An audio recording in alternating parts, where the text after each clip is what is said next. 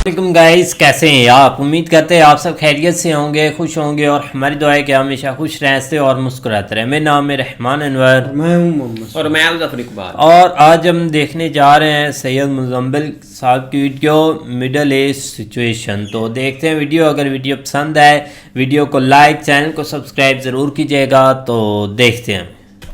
तो वैसे पाकिस्तान के अपने इतने मसाइल हैं कि इंटरनेशनल वॉर्स की बात करना बनता नहीं है हमारा, क्योंकि हमारे अपने बैकयार्ड्स पे इतनी वॉर्स मौजूद हैं कि कभी पुलिस और फ़ौज की लड़ाइयाँ हो रही हैं, कभी नोशकी में अटैक हो रहा है और कभी स्टेट टेररिज्म का मुकाबला कर रही है तीनों तरफ से।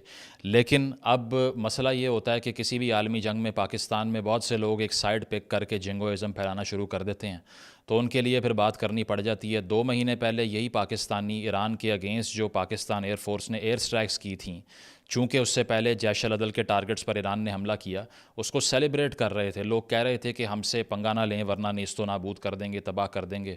हमने तो बजट भी सारा जंगी सामान पे लगा दिया, इसलिए लड़ना नहीं चाहिए हमसे। आज उसी ईरान को सेलिब्रेट किया जा रहा है। आयरॉनिकली 2 महीने में हमारी इंटरनेशनल आइडियोलॉजी चेंज हो गई है।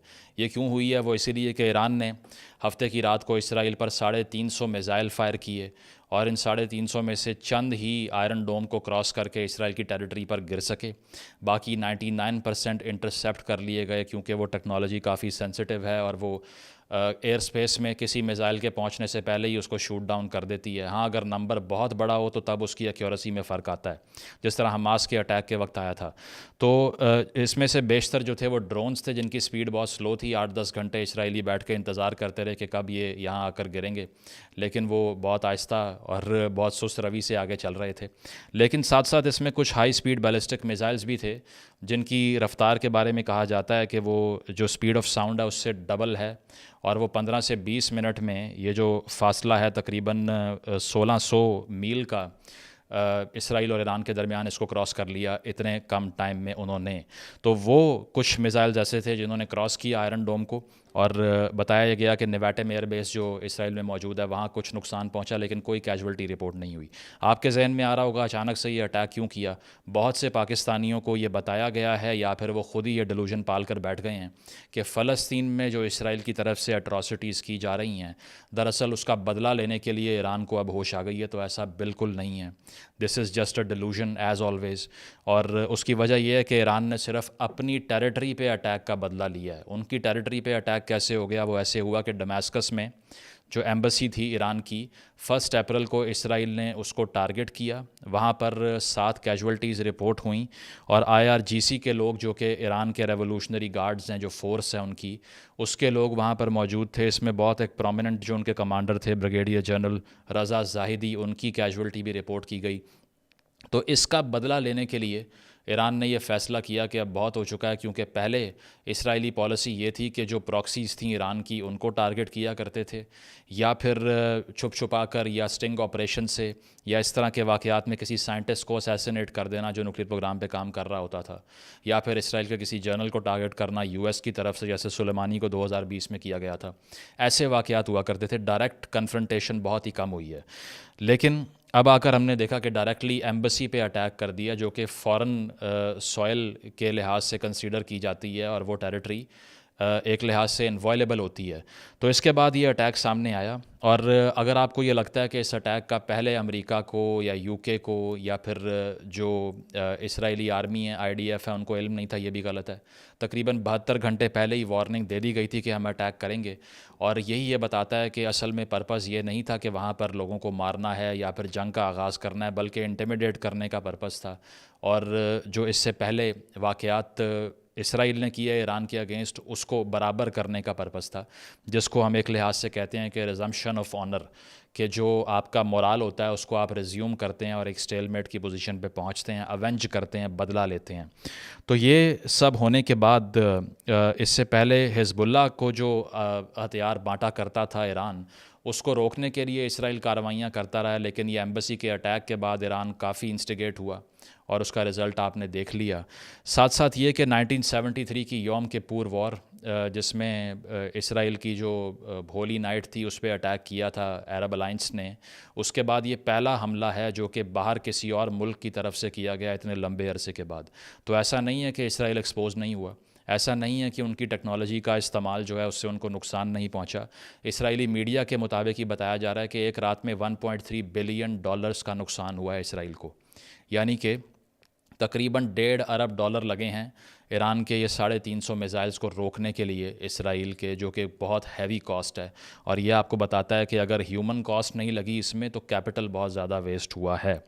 ساتھ ساتھ ایک حیران کن چیز جو بہت سے پاکستانیوں کو بھی کافی حیرت کا شکار کر رہی ہے وہ یہ ہے کہ جارڈن کی طرف سے اپنی ٹیریٹری سے جو میزائل فائر کیے گئے تھے ایران کی طرف سے ان کو سٹرائک ڈاؤن کیا گیا ہے۔ اب بہت سے لوگوں نے پوچھا کہ وہ تو مسلم کنٹری ہے، وہاں ایسا کیوں ہوا ہے؟ لیکن جو یہ سوال کرتے ہیں ان کی انڈرسٹینڈنگ اتنی کم ہوتی ہے کیونکہ وہ سمجھتے نہیں ہیں کہ انٹرنیشنل آرڈر جو ہے وہ آئیڈیولوجیکلی نہیں چلتا، اس کی یارڈ سٹک طاقت ہوتی ہے اور پاور ہوتی ہے۔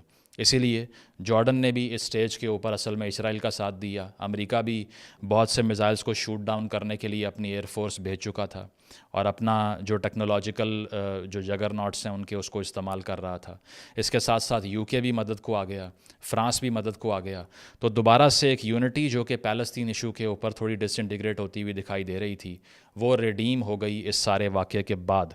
ساتھ ساتھ یہ کہ اس سے پہلے ہمیں معلوم ہے کہ جو ایران کی پراکسیز ہیں جس کو ایکسس آف ریزسٹنس بھی کہا جاتا ہے، یہ اسرائیل کے خلاف حملے تو کرتی رہی ہیں، اسرائیل بھی ان کو رسپونڈ کرتا رہا ہے، لیکن اب ڈائریکٹ کنفرنٹیشن کا جو خطرہ ہے وہ انپریسیڈنٹڈ لیول پہ بڑھ چکا ہے۔ ایکسس آف ریزسٹنس کی اگر ہم بات کریں تو لبنان میں اگر ہم جائیں تو وہاں حزب اللہ موجود ہے جس کو ایران فنڈ کرتا ہے ہیویلی۔ ساتھ ساتھ اگر یمن میں جو انٹرنل کرائسس رہا ہے اس کی ہم بات کریں تو وہاں جو ہوتیز ہیں جن کو اردو میں حوثی باغی بھی کہتے ہیں، ان کو ایران سپورٹ کرتا آیا، ہتھیار دیتا آیا، پیسے دیتا آیا ہے۔ ساتھ ساتھ جو عراق کے اندر پرو ایران ملیشیاز ہیں ان کو ایران ویپن سپورٹ کرتا ہے اور ساتھ پیسے دیتا ہے۔ اور ساتھ غازہ کے اندر تو آپ کو معلوم ہی ہے کہ حماس کو بھی ایک بڑا جو چنک ہے ان کی سپورٹ کا وہ ایران سے آتا ہے، چاہے وہ میزائلز کی فارم میں ہو، کیپٹل کی فارم میں ہو، ریسورس کی فارم میں ہو۔ تو یہ 3-4 جو ایرانین نیٹ ہے پراکسیز کا، یہ انٹی اسرائیل تو کام کرتا رہا ہے، لیکن اب ایرانین سٹیٹ ڈائریکٹلی بھی اسرائیل کو اٹیک کر رہی ہے، which is big development in international stage. تو ساتھ ساتھ یہ کہ اس صورتحال کے اوپر بہت سے لوگوں نے پاکستان کے اندر بھی یہ آرگومنٹ کیا کہ ہمیں شرم آنی چاہیے، اور ایران جیسے ملک نے بدلہ لے لیا لیکن ہم سے کچھ نہ ہو سکا۔ تو پہلی بات یہ ہے کہ آپ کا پہلا آرگومنٹ ہی غلط ہے کہ فلسطین کا بدلہ لیا، نہیں لیا۔ دوسری چیز یہ ہے کہ آپ دو روگ سٹیٹس کیوں کہہ رہا ہوں کہ پہلی سٹیٹ ہے اسرائیل جو کہ بیسکلی تو جو نیوکلیئر پرولیفریشن ہے اس کے لحاظ سے بھی کسی معاہدے کو نہیں مانتی۔ دوسری بات یہ کہ وہ جینوسائڈ کمٹ کر چکے ہیں، تقریباً 35 سے 40 ہزار لوگوں کو مار چکے ہیں اس سٹیج کے اوپر۔ اور دوسری روگ سٹیٹ ہے وہ ہے ایران۔ اگر ان میں سے آپ کوئی ایک سائڈ پک کر لیتے ہیں تو اس کا مطلب یہ ہے کہ آپ فیل ہو چکے ہیں، نہ آپ نے ریسرچ کی ہے، نہ آپ نے دیکھا ہے کہ اس میں سے کسی ایک سائڈ کو پک کرنا مورل ہائی گراؤنڈ ہے یا نہیں ہے۔ خیر اس پہ ہم آخر میں بات کرتے ہیں، لیکن اس سے پہلے جو یہ مدعا ہے کہ پاکستان کیوں نہیں سپورٹ کر سکا اس طرح سے یا اسرائیل کو اٹیک نہیں کر سکا، اس کا جواب دراصل یہ ہے کہ ایران کے اوپر تو پہلے ہی سینکشنز پوری دنیا سے لگی ہوئی ہیں، ان کو تو کسی پابندی کا خطرہ ہی نہیں ہے۔ ایران انفیکٹ 2022 تک سب سے ہیویلی سینکشنڈ کنٹری تھا جس کو پابندیوں کا سامنا تھا ویسٹرن نیشنز سے، یو ایس سے، یو کے سے، اس کے علاوہ UNO سے اور EU سے۔ تو اگر ان کے اوپر پہلے ہی اتنی پابندیاں ہیں کہ وہ کوئی بھی ایکٹ کر ہی نہیں سکتے انٹرنیشنل سٹیج پہ لیگلی، تو پھر ان کے پاس کچھ لوز کرنے کے لیے ہے ہی نہیں۔ اگر آپ پاکستان جیسے ملک کو کہتے ہیں کہ ہم جا کے حملہ آور ہو جائیں کسی اور ملک کے اوپر، تو ہمارے سٹیکس کتنے بڑے ہیں، کیا آپ کو اس بات کا علم ہے؟ اگر بات کی جائے پاکستان کی جو پارٹنرشپ ہے EU کے ساتھ، جو پاکستان کی ایکسپورٹس باہر جاتی ہیں وہ تقریباً $10 بلین کی ایکسپورٹس بنتی ہیں، جو کہ 30% آف دی انٹائر ایکسپورٹس کا چنک ہے پاکستان کا۔ اس کے ساتھ ساتھ پاکستان کو وہ جہاں GSP+ سٹیٹس ملتا ہے، جنرلائز اسکیم آف پریفرنسز، اس کے تحت بہت سی پروڈکٹس آپ EU میں بھیج سکتے ہیں۔ دوسری چیز یہ ہے کہ آپ جتنے بیل آؤٹس لیتے ہیں آئی ایم ایف سے وہ امریکہ کی مرضی کے بغیر پاس ہی نہیں ہو سکتے، آپ کا ملک چل ہی نہیں سکتا. تو آپ کس طرح سے اپنے آپ کو ایران جیسی اسٹیٹ سے کمپیئر کرتے ہیں جو کہ صرف اور صرف سینکشنز کے اندر زندہ ہے، جس نے اپنے شہریوں کا گلا گھونٹا ہوا ہے اپنی آئیڈیالوجی کی وجہ سے، اور دوسری طرف اسرائیل ہے جو کہ اٹراسٹیز کمٹ کر رہا ہے. تو بات یہ ہے کہ اگر آپ نے ایران سے کمپیریزن کرنا ہے تو پھر سینکشنز لگوا لیں، اس کے بعد جو کرنا ہے کر لیں. یہ لوگ یہ نہیں سمجھتے کہ ہمارے اسٹیکس کتنے ہائی ہیں، یہ آئیڈیالوجی کی بات ہی نہیں ہے. اگر آئیڈیالوجی کا مسئلہ ہوتا تو دنیا میں کتنے اربوں مسلمان ہیں وہ سب ایک سٹیج پر کیوں نہیں آتے، یا کیوں جو الائنسز ہیں مسلم کنٹریز کی وہ ایکٹ نہیں کرتی جوائنٹلی اسرائیل کے خلاف. اسی لیے نہیں کرتی کہ ہر کسی کے انٹرسٹ مختلف ہیں. یہ آپ سے ہضم ہوتا ہے یا نہیں، لیکن سچ صرف یہی ہے. یہ ماننا نہ ماننا آپ کی مرضی ہے. اس کے ساتھ ساتھ یہ کہ ہم نے یہ دیکھا ہے کہ اس طرح کے اٹیکس پہلے بھی ہو چکے ہیں. IRGC کے کمانڈر سید رضا موسوی 2023 کے اندر دسمبر میں ان کو نشانہ بنایا گیا تھا، اور تب بھی ایران کی طرف سے پروٹیسٹ کیا گیا. اس کے علاوہ 2019 کے اندر ہم نے یہ دیکھا کہ ایران کی طرف سے جو گولن ہائٹس ہیں جو اسرائیل کنٹرول کرتا ہے وہاں پر ایک میسو اٹیک ہوا، راکٹ فائر کیے گئے. تو یہ چپکلش جو ہے یہ کافی پہلے سے دکھائی دے رہی ہے، صرف انٹینسیفائی ہوئی ہے اور تو اس میں کوئی فرق نہیں ہے. سینکشنز کی جو میں بات کر رہا تھا اس میں 1979 میں پہلی سینکشن لگی، اور جو US ایمبسی تھی تہران میں اس کے اوپر اٹیک ہوتا ہے، اسٹوڈنٹس اٹیک کر دیتے ہیں. اس پہ مووی بھی ایک موجود ہے، آرگو نام ہے اس کا غالباً. ساتھ ساتھ یہ کہ 1995 میں بل کلنٹن کی طرف سے سینکشنز لگائی گئیں. 2018 کے اندر جو سینکشنز لگیں اس میں میزائل پروگرام کو بین کیا گیا، پرولیفریشن کو بین کیا گیا، نیوکلیئر پروگرام کو بین کیا گیا. 2019 کے اندر ایران سے کسی بھی قسم کی تیل خریدنے کی پرچیز، آئل پرچیز یا پھر کسی بھی قسم کی ٹریڈ کرنے پہ پابندی لگائی گئی امریکہ کی طرف سے. ساتھ ساتھ یہ کہ آپ ان سے نہ ہتھیار خرید سکتے ہیں نہ انہیں ہتھیار بیچ سکتے ہیں. UN کی سینکشنز کی بات کریں تو ریزولوشن 1696 موجود ہے کہ ایران نیوکلیئر پروگرام نہیں چلا سکتا. ساتھ ساتھ 1737 موجود ہے، کوئی ٹیکنالوجی ایران کسی کو سپلائی نہیں کر سکتا. 1747 موجود ہے جو کہتی ہے کہ آرمز ایمبارگو ہے ایران کے اوپر، اور دنیا میں جہاں بھی ایران کے کوئی ایسٹس ہیں ان کو فریز کر دیا جائے. یہ UN کی سینکشنز کی بات کر رہا ہوں. ساتھ ساتھ EU نے تمام ایسٹس ایران کے فریز کر رکھے ہیں اور ٹریڈ اور کسی بھی قسم کا تیل خریدنے پہ بین لگا رکھا ہے. اب یہ ساری سینکشن کو دیکھتے ہوئے کیا آپ کمپیئر کر سکتے ہیں پاکستان جیسی اسٹیٹ کے ساتھ ایران کو، جو کہ انٹرنیشنل آرڈر کا اب بھی حصہ ہے، جو کہ اب بھی IMF کے پروگرامز کو مکمل کرنا چاہتا ہے، جو اب بھی UN کی تمام ریزولوشنز پہ عمل کرنا چاہتا ہے، کرتا ہے یا نہیں وہ اور بات ہے.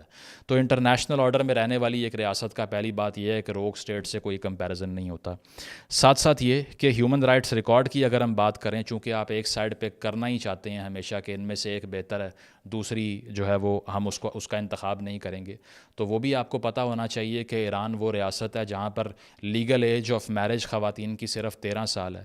ایک سال میں تقریباً 30,000 خواتین کی آن ایوریج شادی وہاں پہ 18 سال سے کم عمر کی ہوتی ہے. چائلڈ برائڈز کا کلچر ایران نے پروموٹ کیا ہوا ہے اپنے ملک کے اندر. ساتھ ساتھ یہ کہ 2022 میں ماسا امینی والے جو احتجاج تھے جس کو پولیس کسٹڈی میں مارا گیا، تقریباً 582 افراد کو ایران نے ایگزیکیوٹ کر دیا پروٹیسٹ کرنے کے ظلم میں. اس کے ساتھ ساتھ یہ کہ وہاں پر فیس ریکگنیشن کی ٹیکنالوجی سے سرویلنس کی جاتی ہے. ساتھ ساتھ یہ کہ 300 لوگوں کو 2019 کے احتجاج کرنے کے نتیجے میں پھانسی پہ چڑھا دیا گیا کہ آپ نے احتجاج کیا کیوں. یہاں پر تو 9 مئی کو ابھی رویا جا رہا ہے نا، جس کے اوپر اسٹیٹ ڈائریکٹلی کسی ایک بندے کو بھی اب تک مار نہیں سکی. ایران کے اندر ایک سال کے اندر 500-600 لوگوں کو پھانسی پہ چڑھا دینا صرف اس لیے کہ انہوں نے اپنی پولیٹیکل اوپینین کو اسرٹ کیا ہے، یہ بہت نارمل کام ہو چکا ہے. پھر بھی اگر آپ نے سپورٹ کرنا ہے ضرور کیجیے. اس کے علاوہ 1988 کا جو میسیکر تھا وہ تو انپریسیڈنٹڈ ہے، جس میں تقریباً 25,000 لوگوں کو مار دیا تھا. یہ بھی آپ پڑھ سکتے ہیں کہ اس کی وجوہات کیا تھیں اور کتنی ڈریکونین اسٹیٹ ہے جس کی ہم بات کر رہے ہیں. ساتھ ساتھ وہاں پہ نہ آپ گوگل استعمال کر سکتے ہیں، نہ وہاں پہ یوٹیوب استعمال کر سکتے ہیں، ویکیپیڈیا، BBC سب بینڈ ہے. خواتین ملک چھوڑنے کے لیے بھی اپنے خاوند کی پرمیشن کے بغیر جا نہیں سکتی. اس کے ساتھ ساتھ یہ کہ وہاں پر جو ایتھنک مائنورٹیز ہیں، جو بہائیز ہیں، بہائی کمیونٹی کے ساتھ وہاں کیا کچھ ہوتا ہے کہ وہاں قبرستان میں عام دفن بھی نہیں کر سکتے ان کی لاش کو. وہی صورتحال جو ہم نے یہاں احمدیوں کے لیے پھیلائی ہوئی ہے. تو یہ سارا کچھ دیکھتے ہوئے آپ کو کیا لگتا ہے کہ یہ ایک ایسا ملک ہے جو ڈیموکریٹک اسٹرگل کر رہا ہے یا جو بڑا ہیومن رائٹس کے لیے کھڑا ہوا ہے؟ ہر اس ریاست کو آپ اس لحاظ سے جج کیجئے کہ وہ اپنے شہریوں کے ساتھ کیسی ہے، اس کے بعد سپورٹ کریں اس کو. انٹرنیشنل سیکٹر کے اوپر تو آپ کہہ ہی نہیں سکتے نا کہ وہاں پر جو بھی کوئی ملک کر رہا ہے وہ مورل ہے یا امورل ہے، کیونکہ وہاں تو ایک لحاظ سے انارکی موجود ہے. یہ میں ہوا میں بات نہیں کر رہا، بلکہ اگر آپ ریئلسٹ پیراڈائم کو پڑھیں انٹرنیشنل تھیوری میں، یا نیو ریئلسٹ پیراڈائم کو پڑھیں، کسی حد تک کنسٹرکٹیوسٹ پیراڈائم کو بھی پڑھ لیں، لبرل آرڈر کو پڑھ لیں، تو وہ یہ بات کو مانتے ہیں کہ انٹرنیشنل آرڈر میں انارکی ہے. انارکی کا مطلب وہ نہیں ہے جو اردو والی انارکی ہوتی ہے. اس کا مطلب یہ ہے کہ انٹرنیشنل سٹیج کے اوپر the world leaks supreme authority, کہ دنیا میں عالمی حکومت ایسی کوئی نہیں ہے جو کوئی جرم کرنے کے اوپر آپ کو سینکشن کر دے گی. اب آپ یو این کی بات کریں گے تو وہاں بھی سیکیورٹی کونسل صرف 5 لوگوں کو ریکگنائز کرتی ہے، 5 کنٹریز کو. اس کے علاوہ کسی کی کوئی اوقات نہیں ہے. کتنی سینکشنز کی اپیلیں کی گئیں دنیا کی طرف سے، برازیل نے کی اور لوگوں نے کی. اسرائیل کے اگینسٹ کچھ نہیں ہو سکا کیونکہ یو ایس کا ویٹو موجود ہے. ساتھ ساتھ یہ کہ اگر ہم یہ دیکھیں کہ دنیا میں جو کوئی کورٹس کا نظام ہوتا ہے، جوڈیشل نظام ہے، وہاں پر بھی آپ کو ICJ ملتی ہے، انٹرنیشنل کورٹ آف جسٹس، جس کی جو جورسڈکشن ہے وہ اصل میں بائنڈنگ ہے ہی نہیں. 2 ممالک نے اگر اگری کیا ہے پھر ان کے اوپر سینکشن لگے گی، ادروائز نہیں لگے گی. تو اس کا مطلب یہ ہے کہ انارکی تو موجود ہے. اس پہ ہانس مورگنتھو جو ریئلسٹ تھیورسٹ ہے، اس نے کہا تھا کہ international politics is a struggle for power which is universal in time and space, کہ عالمی جو سیاست ہے وہ صرف اور صرف اسٹرگل فار پاور ہے. میکیویلی نے بھی یہی کہا کہ دراصل ہیومن نیچر ہی ڈیپلی فلاڈ ہے اور وہ پاور کے پیچھے جاتی ہے اور وہ طاقت کا حصول چاہتی ہے اور اخلاقیات کو نہیں دیکھتی. تو اسی کا ریفلیکشن عالمی نظام حکومت بھی ہے. کنسٹرکٹیوزم بھی یہی ہے کہ جو آپ انٹرنیشنل آرڈر کی انارکی کو بنا لیں گے وہ بن جائے گی. تو دراصل یہ سبجیکٹیو اتھارٹی ہے. پاکستان کیوں چین کے اندر ہونے والی اٹراسٹیز پہ بات نہیں کر سکتا اگر یہ ساری آئیڈیالوجی کی بات ہو رہی ہے؟ اسی لیے کہ وہاں پر پاور ایگزسٹ کرتی ہے ہمارے لیے. اسی لیے ہم کشمیر پہ تو رو لیتے ہیں لیکن وہاں کی بات نہیں کرتے، یمن کی بات نہیں کرتے جہاں پہ سعودیز گلٹی ہیں، کیونکہ وہاں بھی ہمیں طاقت چاہیے. تو اسی لیے اس ساری گفتگو کا پرپز یہ ہے کہ آپ اس ڈیلوژن سے نکلیں کہ ہم نے ایک سائڈ پک کرنی ہے آن دا بیسس آف فیتھ، کیونکہ اس کی بیس کے اوپر انٹرنیشنلی کوئی کوآپریٹ کر ہی نہیں رہا. دوسری چیز یہ ہے کہ گلف میں ہونے والی وارز سے گوئنگ فارورڈ ہمیں دور رہنا چاہیے. تیسری چیز یہ ہے کہ اب ممکنہ طور پہ اسرائیل بھی اس کو رسپونڈ کرے گا. کہا یہ جا رہا ہے کہ شاید ایسی ٹیریٹریز جہاں حزب اللہ کے ٹھکانے موجود ہیں وہاں اسرائیل اٹیک کرے گا، اور آج بھی ان کی وار کیبنٹ کا اجلاس ہوا ہے اور وہ سوچ رہے ہیں اس پہ کہ کیسے رسپونڈ کرنا ہے. اگر ایسا ہوتا ہے تو there could be a possibility of a full scale war between Iran and Israel in future, but we should stay away from everything that is being done in the Middle East, کیونکہ ہمارے یہ کسی interest میں نہیں ہے. اس سے پہلے بھی ہم نے، چاہے وہ افغان جنگ ہو یا سعودیز کی طرف سے جو ہمیں جنگ میں بہت دفعہ جھونکا گیا، اس کو سپورٹ کر دیا، ہمیشہ نقصان اٹھایا. تو پاکستان کا کام یہ ہے کہ اس وار کے اندر بالکل نیوٹرلٹی کلیم کرے، اور ساتھ ساتھ جو اس ملک کے اندر جنگوئسٹک بیٹھے ہوئے ہیں لوگ جو وار کو بڑا سیلیبریٹ کر رہے ہیں، ان سے سوال کریں کہ 2 مہینے پہلے ایران برا کیوں تھا، اور اب آ کر اگر آپ ایرانین اسٹیٹ کو بہتر کہہ رہے ہیں تو اس کے اندر اتنی پھانسیاں دی جا رہی ہیں جتنی سعودیہ اور اسرائیل میں بھی نہیں دی جاتی. تو کیا وہ اپنے شہریوں کے لیے ایک اچھی ریاست ہے؟ یہ سوال ضرور کریں اور اس کے بعد کسی کو سپورٹ کریں. Thank you. بالکل یار، ایک سید مزمل صاحب نے صحیح بولا ہے کہ پہلے ان کی ریاست کو دیکھیں تو ٹھیک ہے، ان کی ریاست کو ہم بعد میں دیکھیں کہ جو بیچارے ہمارے ساتھ ہو رہا ہے وہ تو ہم دیکھ رہے ہیں ڈیلی، ایک دوسرے کو کیسے مار رہے ہیں، جو پیٹ رہے ہیں، بیچارہ کوئی آواز نہیں اٹھا سکتا. اتنے زیادہ سید مزمل نے ہمیں ایک لسٹ بنا کر دی ہے، وہاں یہ ہوا، وہ یہ ہوا، وہ بھی کتنے سالوں میں، 88 میں، کہ پتہ نہیں کب. ہم تو بھائی یہ لاسٹ 2 سال کے واقعے اٹھا لینا کہ جو انہوں نے ہمارے ساتھ کیا ہے، وہ ان کے جتنے مرضی جتنے ہو چکے ہیں وہاں واقعے، ان سب کے اب بڑھ کر یہ چیزیں ادھر ہو چکی ہیں. خیر، باقی ایک ویڈیو پر آئیں تو ان کی یہ بات ضرور ٹھیک ہے کہ ہم پہلے اپنے آپ کو دیکھ لیں اور پھر آگے ایکسپورٹ کریں. اب دیکھیں کہ 2 مہینے پہلے جب ایک واقعہ ہوا تھا، جب ایک ایران پر اٹیک انہوں نے ادھر کیا، پھر انہوں نے ایک واپس ادھر ایک جو کیا تھا، تو اس وقت کافی زیادہ ہم ایران کے خلاف ایک ٹرینڈ چل رہے تھے کہ یہ ایسے ہیں جو کہ ان کو ایک یہ چیزیں بول کر آگے ایک لیا جاتا ہے. لیکن آج یہ ہے کہ پوری فیس بک، ٹویٹر، جس کو مرضی دیکھ لو، وہ آج وہی تعریف کے پل باندھ رہا ہے، یہ ہو رہا ہے. पता नहीं अब चीज़ें कैसे एक बदल गई हैं एकदम से। नहीं, अगर एक मुद्दे पर आए ना, मुद्दा है कि पाकिस्तान की किसी को ओपिनियन की ज़रूरत भी नहीं कि वो आकर मतलब कि फ्रंट पर ओपिनियन दे। ये अपने आप में लगे रहते हैं, लगे रहे। इनको मतलब कि इनके बोलने से कोई किसी को फ़र्क नहीं पड़ता, ना ईरान को पड़ता है ना इसराइल को पड़ता है। लेकिन जो मेन मुद्दा अभी बना हुआ है ना, वो यही है कि ईरान ने अटैक किया है, और ये बहुत एक मतलब के लोगों के अंदर जो एक गलत मिसअंडरस्टैंडिंग हुई है कि बहुत बड़ा अटैक कर दिया है इसराइल को, काफ़ी इससे एक फ़र्क पड़ता। अब देखो ना, ठीक है उन्होंने मिसाइल मारे थे और पहले सब को पता था, इसराइल को भी पता था, पूरे मिडल ईस्ट में पता था, सऊदीया को भी पता था कि आज ईरान अटैक करेगा। लेकिन उनका कोई बंदा नहीं उधर, कोई भी मतलब कि एक डेथ नहीं किसी की हुई, एक कोई बंदा मरा नहीं उधर। वो तो पीछे पीछे जो जहाँ पर आबादी नहीं थी उधर वो अटैक हुआ है, और ज़्यादातर उन्होंने भाई मिसाइल एक रोक लिए हैं। अब देखो ना, एक माहौल तो ऐसे ही अभी बनाया जा रहा है कि ईरान ने मतलब कि बहुत बड़ा उन्होंने स्टेप ले लिया है। लेकिन ठीक है, वो उनकी एम्बेसी पर हुआ था, वो उन्होंने एक जाकर एक कर दिया और उनको मतलब कि मैसेज दिया कि आज के बाद आपने भी किया, हमने भी किया, काम ख़त्म। लेकिन अभी जो माहौल बना हुआ है ना, अभी ईरान को भी काफ़ी डर है कि इसराइल डायरेक्ट तो वो हमला नहीं करेगा, लेकिन जो इनकी प्रॉक्सी है ना, उनको वो ज़रूर तबाह कर देगा, चाहे उनको जैसे भी करनी होगी। तो सबसे मेन उनका एक पहला टारगेट वो हिजबुल्लाह होगा, जो कि सबसे बड़ी एक प्रॉक्सी है एक ईरान की। अब ठीक है कि देखो ना, एक थोड़ा सा इसराइल भी एक्सपोज हुआ है, जैसे उनकी एक टेक्नोलॉजी थी ना एक बहुत बड़ी, तो उससे भी थोड़ा सा ना उनको भी मतलब कि काफ़ी एक सीखना चाहिए। अब देखो ना, 200 मिसाइल अगर इन्होंने शूट किया है, इधर से मतलब कि हमला किया है, तो उसमें से 10 तो ज़रूर एक टारगेट हुए हैं। अगर अब देखो ना, ईरान अब उनके पास थोड़ा सा प्लान है। अब यही बहुत एक मतलब कि आपके पास नॉलेज आ जाती है कि एक दुश्मन का हथियार कैसा है, वो कैसे एक वर्किंग करता है। अगर आज इन्होंने 200 मिसाइल एक मतलब कि मारा है ना, तो उसमें 10 ने ज़रूर टारगेट नीचे जाकर किया है। और हाइपरसोनिक मिसाइल उन्होंने कोई मतलब कि नहीं मारा, वो थोड़े से एक नॉर्मली ड्रोन वगैरह थे, और कोई हाइपरसोनिक इन्होंने कभी नहीं यूज़ किया अभी तक फ़िलहाल है। अगर कल ईरान के मतलब के 5 और 30 से 40 हज़ार ड्रोन मतलब के शूट करता है ना, तो उसमें अगर 500 भी नीचे गिर जाए ना, तो एक काफ़ी नुकसान उस पर दे सकता है। तो उनका भी काफ़ी ना थोड़ा सा एक्सपोज हुआ है चीज़ें, लेकिन होगा कुछ भी नहीं। जैसे एक मुस्लिम कंट्री में थोड़ा सा एक जश्न मनाया जा रहा है ना, वो सब एक चीज़ें ना एक मतलब के आप समझ लें कि एक फेक है या अपने आप को हौसला देने वाली हैं, ऐसा कोई सीन हुआ नहीं है।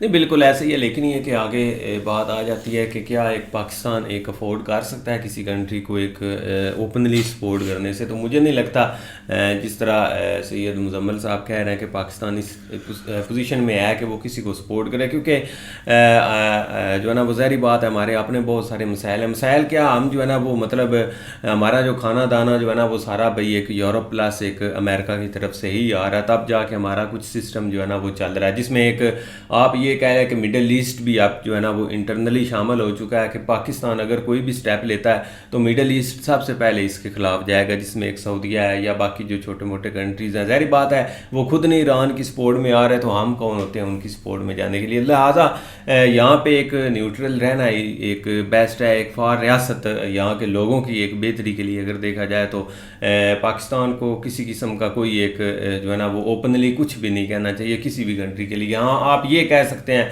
कि भाई मिल मिला के सारे जो है ना वो बैठे मामले को जो है ना वो ख़त्म करें। बाकी ये एक हकीकत है कि ईरान ने जो पहले वाला सीन बन रहा था ना, उसके ऊपर कोई उनके साथ एक मुज़ामत नहीं की। ये जस्ट अपनी एम्बेसी के ऊपर जब हुआ है उसके एक दफ़ा के लिए उनको एक बताने के लिए कि आपने हमारी एक सॉवरेनिटी को चैलेंज किया है, लिहाजा हम भी आपको इस चीज़ के ऊपर ज़रूर चैलेंज करेंगे। तो ये जस्ट यही चीज़ चल रही है। हमारे तो यहाँ पे भोले लोग हैं बेचारे, उनको क्या पता, वो बिल्कुल जो है ना वो सीधा उसके साथ जोड़ रहे हैं कि जो एक इसराइल फ़लस्तीन वाला सीन हमास वाला चल रहा है ना, उसके ऊपर ही ये सारी कार्रवाई होती है। नेवर इस तरह का इस तरह की कोई सीन नहीं है। ये सारा जो है ना वो जस्ट वो एम्बेसी वाला। आगे भाई क्या होगा ये तो अब पता चलेगा 1-2 दिनों में। जिस तरह उन्होंने एक टाइम दिया हुआ है इसराइल ने, आप देखो वो इस चीज़ के ऊपर कितना बड़ा स्टेप लेते हैं या क्या करते हैं, ये एक वक्त नहीं। देखो ना, एक लास्ट सर्वे में इसराइल में जो एक सर्वे हुआ है ना, एक 80% लोगों की यही सोच है, रेडिकल सोच है कि एक जंग होनी चाहिए, एक मतलब कि जंग का माहौल बनना चाहिए। तो अब देखो ना आगे एक इलेक्शन भी होने वाले हैं और एक जो नेतन्याहू है